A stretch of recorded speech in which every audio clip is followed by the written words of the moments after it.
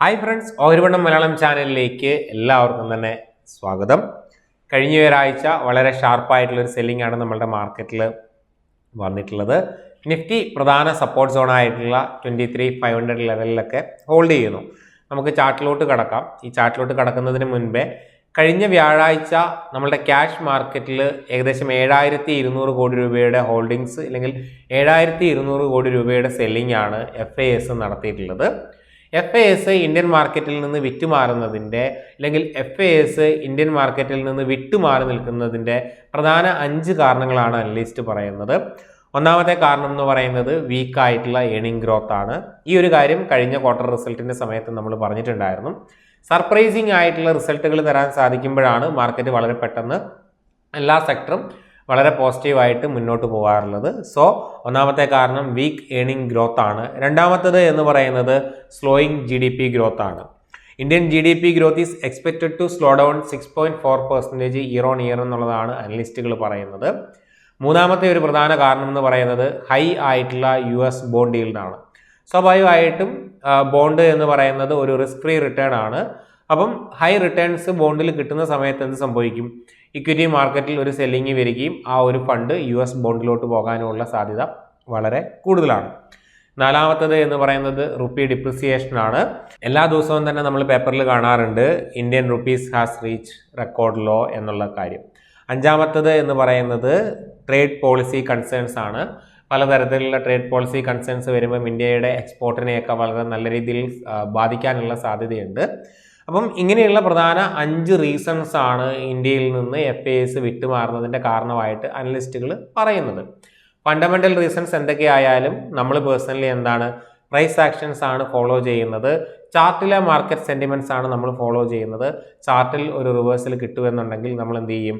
സ്വാഭാവികമായിട്ടും നമ്മളുടെ ട്രേഡ്സ് വീണ്ടും വളരെ അഗ്രസീവായിട്ട് തന്നെ സ്റ്റാർട്ട് ചെയ്യുന്നതായിരിക്കും.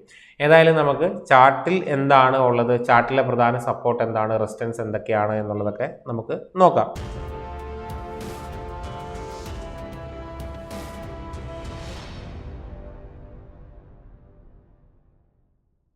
നിഫ്റ്റി ഏകദേശം ഈ ഒരു ഹൈയിൽ നിന്ന് 10%-ലധികം കറക്റ്റ് ചെയ്തിട്ടുണ്ട്. നിഫ്റ്റി 50 മൂവിങ് ആവറേജിൻ്റെ താഴെയാണ് ഉള്ളത്. 50 മൂവിങ് ആവറേജിൻ്റെ ഇമ്പോർട്ടൻസും ഇല്ലെങ്കിൽ എങ്ങനെയാണ് മാർക്കറ്റ് സെൻറ്റിമെൻറ്റ്സ് അനലൈസ് ചെയ്യേണ്ടത് എന്നുള്ള കാര്യങ്ങളൊക്കെ കഴിഞ്ഞ ദിവസം ഇവിടെ നമ്മളുടെ കൊച്ചിയിൽ വെച്ച് investment and traders conclave programmes ഒക്കെ ഉണ്ടായിരുന്നു. ആ ഒരു സെഷനിൽ നമ്മൾ എക്സ്പ്ലെയിൻ ചെയ്തിട്ടുണ്ടായിരുന്നു. മാത്രമല്ല നമ്മളുടെ സ്റ്റുഡൻസിനൊക്കെ ആ ഒരു കാര്യം വളരെ വ്യക്തമായിട്ട് അറിയുന്ന കാര്യമാണ്. അപ്പം നിഫ്റ്റി ഇപ്പോൾ എന്താണ് 11% കറക്റ്റ് ചെയ്തിട്ടാണുള്ളത്. വീക്ക്ലി ക്ലോസിങ് നമ്മൾ നോക്കുകയാണ് എന്നുണ്ടെങ്കിൽ എന്താണ് വളരെ സ്ട്രോങ് ആയിട്ടുള്ള ഒരു സെല്ലിംഗ് ആണ് ഇവിടെ വന്നിട്ടുള്ളത്. പ്ലസ് എന്താണ് 50 മൂവിങ് ആവറേജ് ഹോൾഡ് ചെയ്യുന്നുണ്ട് വീക്ക്ലി ടൈം ഫ്രെയിമിൽ. സോ ഈ ഒരു 50 മൂവിങ് ആവറേജിൻ്റെ താഴെ സസ്റ്റെയിൻ ചെയ്യുകയാണ് വീക്ക്ലിയിലെങ്കിൽ മാർക്കറ്റിൽ ഫർദർ സെല്ലിംഗ് വരാനുള്ള സാധ്യത വളരെ കൂടുതലായിട്ട് കാണുന്നു. അങ്ങനെ സെല്ലിംഗ് വരികയാണ് എന്നുണ്ടെങ്കിൽ നമ്മളുടെ ഫസ്റ്റ് ടാർഗറ്റ് ഏതായിരിക്കും? ഫസ്റ്റ് ടാർഗറ്റ് എന്ന് പറയുന്നത്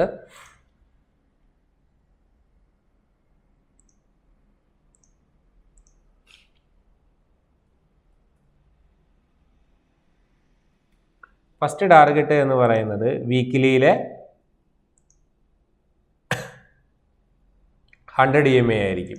ഓക്കെ, സോ ഇവിടെ എന്താണ്, ഇവിടെ വീക്കിലിയിൽ 50 മൂവിങ് ആവറേജിൻ്റെ താഴെ ക്ലോസ് ചെയ്യുകയും സസ്റ്റെയിൻ ചെയ്യുകയും ചെയ്തിട്ടുണ്ടെങ്കിൽ നെക്സ്റ്റ് പേഴ്സണലി ഞാൻ എക്സ്പെക്ട് ചെയ്യുന്ന ടാർഗറ്റ് എന്ന് പറയുന്നത് എത്രയായിരിക്കും? 22,000 എന്ന് പറയുന്ന ലെവലായിരിക്കും. 22,000 ഇവിടെ എന്താണ് ടെക്നിക്കൽ പ്രകാരവും ഒരു സപ്പോർട്ട് സോണാണ് അല്ലേ? ടെക്നിക്കൽ പ്രകാരവും സപ്പോർട്ട് സോണാണ്. Plus 100 moving average weekly time ഫ്രെയിമിലുള്ള സമയവുമാണ്. ഓവറോൾ നമ്മൾ ഈ ഒരു ചാർട്ട് നോക്കുകയാണ് എന്നുണ്ടെങ്കിൽ നമുക്ക് വീക്ക്നെസ് കാണാൻ വേണ്ടിയിട്ട് പറ്റും അല്ലേ? എന്താണ് ഇവിടെ ചെറിയ തരത്തിലുള്ള ഒരു ലോവർ ലോ സ്ട്രക്ചറൊക്കെ ഫോം ചെയ്യുന്നുണ്ട്. അപ്പം ഇതുവരെ നമ്മൾ മാർക്കറ്റിൽ കണ്ട സെൽ ഓഫ് പോലെയല്ല ഇപ്പോഴത്തെ പ്രൈസ് ആക്ഷൻ എന്നുള്ളതാണ് ചാർട്ട് നോക്കുമ്പം എനിക്ക് പേഴ്സണലി മനസ്സിലാക്കാൻ വേണ്ടി സാധിക്കുന്നത്.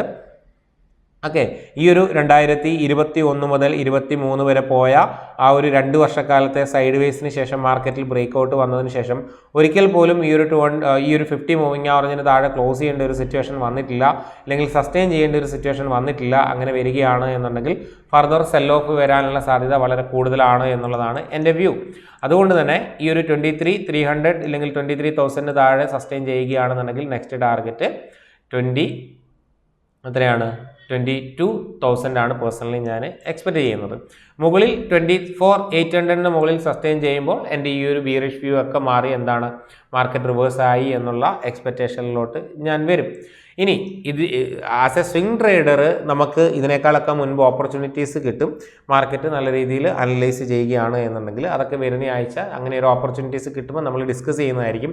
നിലവിൽ ആസ് എ സ്വിംഗ് ട്രേഡർ നമുക്ക് ഓപ്പർച്യൂണിറ്റീസ് ഇല്ല. കാരണം മാർക്കറ്റ് സെൻറ്റിമെൻറ്റ്സ് നെഗറ്റീവാണ്. നമ്മൾ സ്മോൾ ക്യാപ്പിലോട്ട് പോവുകയാണെന്നുണ്ടെങ്കിലും സിമിലർ ആയിട്ടുള്ള ഒരു കാര്യമാണ് നമുക്കിവിടെ മനസ്സിലാക്കാൻ വേണ്ടിയിട്ട് പറ്റുന്നത്. ഇവിടെ എന്താണ് കഴിഞ്ഞ കുറേ കാലങ്ങളായിട്ട് സൈഡ് വേസിലാണ് ഉള്ളത്. സോ ഈ ഒരു 50 മൂവിങ് ആവറേജിൻ്റെ മുകളിൽ ക്ലോസ് ചെയ്യുകയാണ് എന്നുണ്ടെങ്കിൽ നമുക്കെന്താണ് സ്വിംഗ് ട്രേഡിന് വേണ്ടിയിട്ട് പോവാം. അല്ലാത്ത പക്ഷം സ്വിംഗ് ട്രേഡിങ്ങിൽ നിന്ന് മാറി നിൽക്കുക. ഇനി മൊത്തം നമ്മളുടെ മാർക്കറ്റിൽ ഒരു നെഗറ്റീവ് സെൻറ്റിമെൻറ്റ്സ് വരുമ്പം അല്ലെങ്കിൽ FIS വിറ്റ് മാറി എന്നുള്ള പലതരത്തിലുള്ള ന്യൂസുകൾ വരുമ്പം നെഗറ്റീവ് സെൻറ്റിമെൻറ്റ്സ് ആയിരിക്കുന്ന അവസ്ഥയിൽ ഓപ്പർച്യൂണിറ്റി ഉള്ള ഒരു ഗ്രൂപ്പ് ഓഫ് ആൾക്കാരുണ്ട്. അതാണ് ഇൻവെസ്റ്റേഴ്സ്. സോ നമ്മളുടെ ഇൻവെസ്റ്റ്മെൻറ്റിന് വേണ്ടിയിട്ട് അല്ലെങ്കിൽ ഇൻവെസ്റ്റ്മെൻറ്റ് അക്കൗണ്ടിൽ ഇൻവെസ്റ്റ് ചെയ്യാനുള്ള ഒരു ഏറ്റവും നല്ല ഓപ്പർച്യൂണിറ്റിയാണ് ഇപ്പം നമ്മളുടെ മാർക്കറ്റിൽ ഉള്ളത്. കഴിഞ്ഞ കുറേ വർഷങ്ങളായിട്ട് നമ്മൾ നോർമലി പറയാറുണ്ട് 2 ടൈപ്പ് ഓഫ് അക്കൗണ്ട്സ് നമ്മൾ കീപ്പ് ചെയ്യണം. ഒന്ന് നമ്മളുടെ ട്രേഡിങ്ങിന് വേണ്ടിയിട്ടും ഒന്ന് ഇൻവെസ്റ്റ്മെൻറ്റിന് വേണ്ടിയിട്ടും. സോ പേഴ്സണലി എൻ്റെ ഇൻവെസ്റ്റ്മെൻറ്റ് അക്കൗണ്ടിൽ വളരെ ചെറിയ രീതിയിൽ ഞാൻ ETFകൾ മേടിക്കാൻ വേണ്ടി സ്റ്റാർട്ട് ചെയ്തിട്ടുണ്ട്. ലോങ് ടൈമിന് വേണ്ടിയിട്ട് ഞാൻ ലോങ് ടൈമിന് വേണ്ടിയിട്ട് സ്റ്റോക്കുകൾ ഹോൾഡ് ചെയ്യാറില്ല. ഞാൻ പേഴ്സണലി ETF-കളോ മ്യൂച്വൽ ഫണ്ട്സോ മാത്രമാണ് ഹോൾഡ് ചെയ്യുന്നത്. സോ ഇപ്പോൾ ഉള്ള ഈ ഒരു കറക്ഷൻസ് നിങ്ങളുടെ ഇൻവെസ്റ്റ്മെൻറ്റ് ഓപ്പർച്യൂണിറ്റി ആയിട്ട് നിങ്ങൾ കൺസിഡർ ചെയ്തുകൊണ്ട് നിങ്ങൾ അക്യുമുലേറ്റ് ചെയ്യാൻ വേണ്ടിയിട്ട് ശ്രമിക്കുക. ആസ് എ സ്വിംഗ് ട്രേഡർ നിങ്ങൾ എന്ത് ചെയ്യുക, മാർക്കറ്റിൽ നിന്ന് മാറി നിൽക്കുക. കാരണം നമ്മളുടെ മാർക്കറ്റ് എൻവയോൺമെൻറ്റ് നമ്മളുടെ ട്രേഡ് സെറ്റപ്പിനേക്കാൾ വലുതാണ്. കാരണം നമുക്ക് എത്ര പെർഫെക്റ്റ് ആയിട്ടുള്ള ഒരു എൻട്രി കിട്ടിയാലും മാർക്കറ്റ് സെൻറ്റിമെൻറ്റ്സ് നെഗറ്റീവ് ആണ് എന്നുണ്ടെങ്കിൽ ഒരു ട്രേഡറെ സംബന്ധിച്ചിടത്തോളം എന്താണ് അവിടെ അത് ലോസിലോട്ട് പോകാനുള്ള സാധ്യത വളരെ കൂടുതലാണ്. അപ്പോൾ ഈ ഒരു കാര്യം നിങ്ങൾ ഓർത്തു വെക്കുക. രണ്ടാമത്തെ ഒരു കാര്യം എന്ന് പറയുന്നത് ഈ ഒരു മാർക്കറ്റ് കറക്ഷൻ സർവൈവ് ചെയ്യാൻ പറ്റുന്ന സ്വിംഗ് ട്രേഡേഴ്സിനാണ് നെക്സ്റ്റ് അപ്സൈഡ് റാലി വരുമ്പം റിട്ടേൺ ഉണ്ടാക്കാൻ വേണ്ടിയിട്ട് സാധിക്കുന്നത്. ഓക്കെ, അല്ലാതെ ഈ ഒരു കഴിഞ്ഞ മാർക്കറ്റ് അപ്സൈഡ് റാലിയിൽ നിങ്ങൾ പ്രോഫിറ്റ് ഉണ്ടാക്കുകയും അതിനുശേഷം ഈ ഒരു കറക്ഷനിലും വീണ്ടും ട്രേഡ് എടുത്തത് നശിപ്പിക്കുകയും ചെയ്ത് കഴിഞ്ഞാൽ എന്താണ് അടുത്ത റാലിയിൽ പാർട്ടിസിപ്പേറ്റ് ചെയ്യാൻ നിങ്ങളുടെ കയ്യിൽ ക്യാപിറ്റൽ ഉണ്ടാവില്ല. ഇൻ കേസ് ക്യാപിറ്റൽ ഉണ്ടെങ്കിൽ കൂടിയും നിങ്ങൾക്ക് നല്ലൊരു റിട്ടേൺ ഉണ്ടാക്കാൻ വേണ്ടി സാധിക്കത്തില്ല. കാരണം എന്താണ് നമുക്കറിയാം നമ്മളുടെ ഇപ്പോൾ ഉള്ള ക്യാപിറ്റലിൻ്റെ 50% നമ്മൾ ഈ ഒരു മാർക്കറ്റ് കറക്ഷനിൽ കളഞ്ഞാൽ നെക്സ്റ്റ് മാർക്കറ്റ് അപ്സൈഡ് റാലിയിൽ നമുക്ക് വീണ്ടും പഴയ സ്ഥലത്തോട്ട് തിരിച്ചെത്തണം എന്നുണ്ടെങ്കിൽ എന്താണ് 50% പോയി കഴിഞ്ഞ് കഴിഞ്ഞാൽ നമുക്ക് വീണ്ടും പഴയ സ്ഥലത്ത് എത്തണമെങ്കിൽ എത്ര ഉണ്ടാക്കണം? 100% ഉണ്ടാക്കണം അല്ലേ? എൻ്റെ കയ്യിൽ 1 ലക്ഷം രൂപ ഉണ്ടായിരുന്നു. മാർക്കറ്റ് കറക്ഷനിൽ 50% 50,000 പോയി. നിലവിൽ ഇപ്പോൾ എൻ്റെ കയ്യിൽ 50,000 ഉള്ളൂ എന്നുണ്ടെങ്കിൽ എനിക്ക് 100% അച്ചീവ് ചെയ്യുമ്പോൾ മാത്രമാണ് എനിക്ക് എൻ്റെ സ്റ്റാർട്ടിംഗ് പോയിന്റ് ആയിട്ടുള്ള അല്ലെങ്കിൽ എൻ്റെ ഇനീഷ്യൽ ക്യാപിറ്റൽ ആയിട്ടുള്ള 1 ലക്ഷത്തിലോട്ട് എത്താൻ വേണ്ടിയിട്ട് സാധിക്കത്തുള്ളൂ. അതുകൊണ്ട് തന്നെ ഈ ഒരു മാർക്കറ്റ് കറക്ഷനിൽ നിങ്ങൾ എൻട്രി എടുക്കുന്നതിനേക്കാൾ കൂടുതൽ ശ്രദ്ധിക്കേണ്ടത് കയ്യിലിരിക്കുന്ന ക്യാപിറ്റൽ പ്രൊട്ടക്റ്റ് ചെയ്യാനും അതിൽ വളരെ വലിയ രീതിയിലുള്ള ലോസ് വരുത്താതിരിക്കാനും വേണ്ടിയിട്ട് ശ്രമിക്കുക. അങ്ങനെ നിങ്ങൾക്ക് ശ്രമിക്കാൻ പറ്റി അല്ലെങ്കിൽ അങ്ങനെ നിങ്ങൾ ശ്രമിച്ചു പ്രൊട്ടക്റ്റ് ചെയ്തു എന്നുണ്ടെങ്കിൽ നെക്സ്റ്റ് അപ്സൈഡ് റാലിയിൽ നിങ്ങൾക്ക് നല്ല പ്രോഫിറ്റ് ഉണ്ടാക്കാൻ വേണ്ടിയിട്ട് സാധിക്കും. ഇത്രയും കാര്യങ്ങളാണ് എനിക്ക് പ്രധാനമായിട്ട് നിങ്ങളുമായിട്ട് ഷെയർ ചെയ്യാനുള്ളത്. ഇനി ഞാൻ പേഴ്സണലി ഇതിൻ്റെ കൂടെ എൻ്റെ ETF-കൾ അല്ലെങ്കിൽ ഞാൻ ഈ പറഞ്ഞ ലോങ് ടൈമിന് വേണ്ടി മേടിച്ച ETF-കൾ യൂസ് ചെയ്തുകൊണ്ട് വളരെ ചെറിയ രീതിയിൽ കവേർഡ് കോളോ അല്ലെങ്കിൽ ചെറിയ രീതിയിൽ ഓപ്ഷൻസ് ഒക്കെ സെല്ല് ചെയ്യുന്നുണ്ട് എന്നുള്ളതാണ്. നിങ്ങളൊരു ബിഗിനറാണ്, നിങ്ങളൊരു തുടക്കക്കാരാണ്, അല്ലെങ്കിൽ നിങ്ങൾക്ക് അത്ര മാർക്കറ്റിൽ എക്സ്പേർട്ട് ഇല്ല എന്നുണ്ടെങ്കിൽ ഒരിക്കലും ഓപ്ഷൻ സെഗ്മെൻറ്റ് ആക്ടിവേറ്റ് ചെയ്യാനോ ഓപ്ഷൻ സെല്ല് ചെയ്യാനോ സജസ്റ്റ് ചെയ്യില്ല. ഇനി അങ്ങനല്ല, നിങ്ങൾ ഓൾറെഡി എക്സ്പേർട്ട് ആണ് എന്നുണ്ടെങ്കിൽ നിങ്ങൾക്ക് ഈ ഒരു ബീറിഷ് മാർക്കറ്റിൽ ചെറിയ രീതിയിലുള്ള കവേർഡ് കോൾ എന്താണെന്ന് മനസ്സിലാക്കി അത് ചെയ്യാനോ അല്ല എന്നുണ്ടെങ്കിൽ വളരെ ചെറിയ രീതിയിലുള്ള ഓപ്ഷൻസ് ഒക്കെ 1-2 ലോട്ടോ ഒക്കെ സെല്ല് ചെയ്ത് ചെറിയൊരു ഏണിങ്സ് ഉണ്ടാക്കാവുന്നതാണ്. അപ്പം എൻ്റെ ഈ ഒരു മാർക്കറ്റിലുള്ള അപ്രോച്ച് ഇതാണ്. ഈ ഒരു മാർക്കറ്റിൻ്റെ ബിയറിഷ്നെസ് ഒരു ഓപ്പർച്യൂണിറ്റി ആയിട്ട് കണ്ടുകൊണ്ട് ഞാൻ എന്ത് ചെയ്യുന്നു, ലോങ് ടൈമിന് വേണ്ടി അക്യുമുലേറ്റ് ചെയ്യുന്നു. സ്വിംഗ് ട്രേഡിംഗ് പോർട്ട്ഫോളിയോയിൽ അല്ലെങ്കിൽ സ്വിംഗ് ട്രേഡിംഗ് അക്കൗണ്ടിൽ പ്രത്യേകിച്ച് ട്രേഡ്സുകളൊന്നും എടുക്കുന്നില്ല. ഈ മേടിച്ച ETF-കൾ ബ്രിഡ്ജ് ചെയ്തുകൊണ്ട് വളരെ ചെറിയ രീതിയിൽ ഓപ്ഷൻസ് സെല് ചെയ്യുന്നു. സോ ഈ ഒരു രീതിയാണ് ഞാൻ മാർക്കറ്റിൽ നോക്കി കാണുന്നത്. അപ്പം നിങ്ങൾക്ക് ഈ ഒരു വീഡിയോ ഹെൽപ്ഫുള്ളായി അല്ലെങ്കിൽ എങ്ങനെയാണ് മാർക്കറ്റിനെ നോക്കി കാണേണ്ടത് എന്നുള്ളതിൽ ചെറിയൊരു ഐഡിയ എങ്കിലും കിട്ടിയെന്ന് ഞാൻ വിശ്വസിക്കുന്നു. അപ്പം വീഡിയോ കണ്ട എല്ലാവർക്കും നന്ദി.